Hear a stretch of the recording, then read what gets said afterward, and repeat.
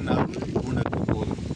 அன்றே சுகுப்பிரியமான சகோதர சகோதரிகளே, ஆண்டின் புதுக்காலம் 14ஆம் ஞாயிற்றுக்கிழமையிலே அடியெடுத்து வைத்திருக்கிறோம். இன்றைய 3 வாசகங்களை நாம் தியானிக்கின்ற போது, இன்றைய முதல் வாசகம், இஸ்ரேல் மக்கள் கடவுளுடைய உரிமை பெயரான மக்கள். ஆனால் பல நேரங்களிலே கடவுளுடைய அன்பிலிருந்து விலகிச் சென்றார்கள். ஆகவே தான் இறைவாக்குனர் எசேக்கியேல் வழியாக கலகக்கார வீட்டாராகிய இஸ்ரேல் மக்களுக்கு அவர்கள் செவி கொடுத்தாலும் செவி சாய்க்காவிட்டாலும் அறிவித்து கொண்டே இரு என்று இறைவாக்கு செய்திகளை எசேக்கியேல் இறைவாக்குனர் வழியாக கடவுள் அனுப்பி வைக்கிற நிகழ்வு இன்றைய முதல் வாசகம். பல நேரங்களிலே இறை வார்த்தையை நாம் வாசிக்கின்ற போது, தியானிக்கின்ற போது கடவுள் நம்மோடு உரையாடுகிற அந்த நிகழ்வுகளை பல நேரங்களிலே நாம் மறந்து போகிறோம்.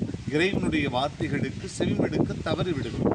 இந்த 2வது வாசகத்திலே பவுலடியார் தன்னுடைய வாழ்வினுடைய துன்பங்கள் மத்தியில் ஆண்டவர் இயேசு எப்படியெல்லாம் செயலாற்றினார் என்பதை அழகாக இந்த வார்த்தைகள் குறிப்பிடுகின்றன.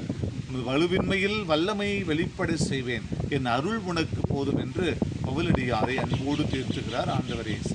இந்த நற்செய்தி வழியாக சிறப்பான விதத்திலே சொந்த ஊரிலே இறைவாக்கினர் மதிப்பு பெற தவறுகிற நிகழ்வை, எதிர்மறையான விமர்சனங்களை கண்டு ஆண்டவர் இயேசு இந்த வார்த்தைகளை பயன்படுத்துகிறார். பல நேரங்களிலே நம்முடைய உறவுகள் மத்தியிலே நாம் உதாசீனப்படுத்தப்படுகிற போது, இன்னும் குறிப்பாக நம்முடைய உறவுகள் மத்தியிலே நாம் வெறுக்கப்படுகின்ற போது, ஆண்டவர் இயேசுவும் தன்னுடைய உறவுகள் மத்தியிலே உதாசீனப்படுத்தப்படுகிறார் என்ற அந்த சூழலை நம்மால் கண்டுகொள்ள முடிகிறது.